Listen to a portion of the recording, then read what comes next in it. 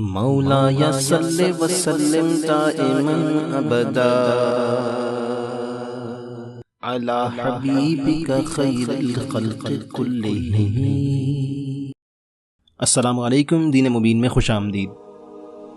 اذان خطبہ کا جواب اور دعا مقتدی کو آواز سے پڑھنا چاہیے یا نہیں؟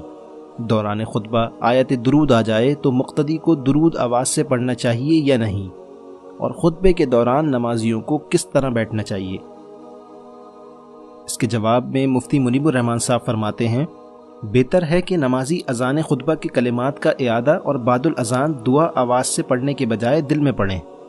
اس طرح اگر امام خطبے کے دوران آیت درود پڑھے تو نمازی آواز سے درود پاک پڑھنے کے بجائے دل میں پڑھیں۔ خطبہ جمعہ کے دوران مقتدیوں کے لیے کسی خاص ہیئت میں بیٹھنے کا لازمی حکم نہیں ہے، بس اتنا ضروری ہے کہ صف بستہ ہو کر باادب بیٹھیں۔